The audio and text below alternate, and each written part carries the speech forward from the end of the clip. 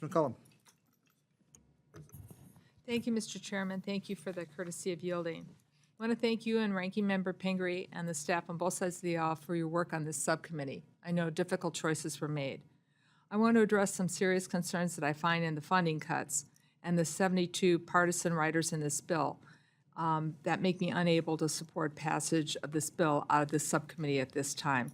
We won't get into all of them in great detail, but I will touch on a few. But before I do that, I want to recognize the continued nonpartisan support.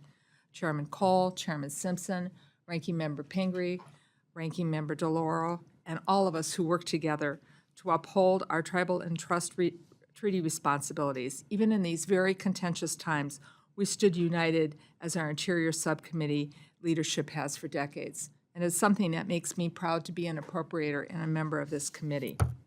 Chairman Simpson, as I said, I appreciate that you once again prioritize funding for life, health, and safety issues for Indian country. And I thank both you and the chair, the ranking member, for supporting and following through on your commitment to include advanced appropriations for the Indian Health Services for the 4th year in a row. This will continue to save lives. But this only happens because there were other cuts that had to be made in other parts of this bill. And unfortunately, even some of those cuts do affect our tribal brothers and sisters and things that are important to them. For example, the Environmental Protection Agency, something that our tribal nations work with greatly to protect the life, health, and safety of their tribal members. A cut of 23% to the EPA's budget and the rollback of climate regulations, I believe, will severely harm the quality of life for Americans in the years to come. The EPA's role helps us to live longer, healthier lives, protects the air we breathe, the water we drink, and the soil which we receive our nourishment from. It cleans up polluted sites after environmental emergencies, some man-made, some made by nature. But this bill, unfortunately, rubber stamps the Trump administration's plans to gut this agency's scientific research offices and the environmental program work that it does to protect each and every one of us. We are all seeing the increased severe weather events, the extreme cycles of droughts and floods. And as the climate changes and absorbs more moisture, our weather patterns have changed with the way that storms intensify, the way storms just sit and rain for days and days on end now, increasing the rate of flooding and putting life and property at great risk.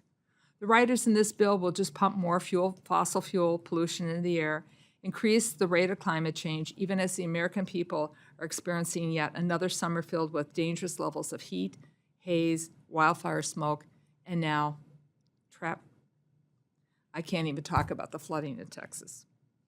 It fails to continue to confront climate change is what I'm trying to say.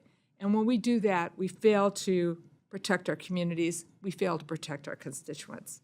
As the ranking member on the Defense Committee, I'm intimately aware that the DoD considers climate change to be a top national security issue. Even here at home, our national security is impacted by climate change. Runways that constantly have to be replaced or can't be used because of permafrost thawing in Alaska. Radar stations that are falling into the Pacific Ocean. I could go on and on about the number of dollars that are now being spent for repair after we go through the hurricane cycles. The inadequate funding in this level for the EPA to address climate change will harm our country's ability to respond to this threat today, tomorrow, and the future. And that puts us, our economic security, and our national security at a global disadvantage. These cuts also carry immediate responses besides climate.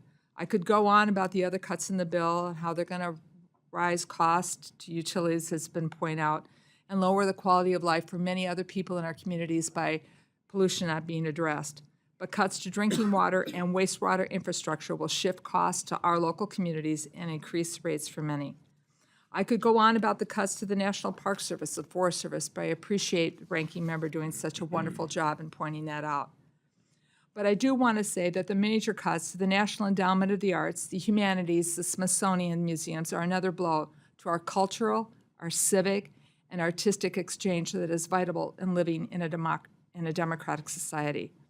We will pay greatly for not doing these civic lessons every single day that touch the lives of every American and every person who visits this great democracy. That's how we tell our story. And not to do that in a fair, free, transparent, without intimidation way is just something that I find incredulous. So, Mr. Chair, I will close with this. I can find you more money.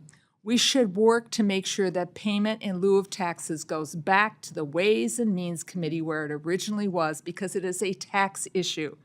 So I pledge to work with you as we move forward to make this bill better, but I also pledge to work with you in the years to come to raise the alarm of what the Ways and Means Committee, by pushing their payment in lieu of taxes in this committee, is harming our environment, our future, and the legacy we leave our children.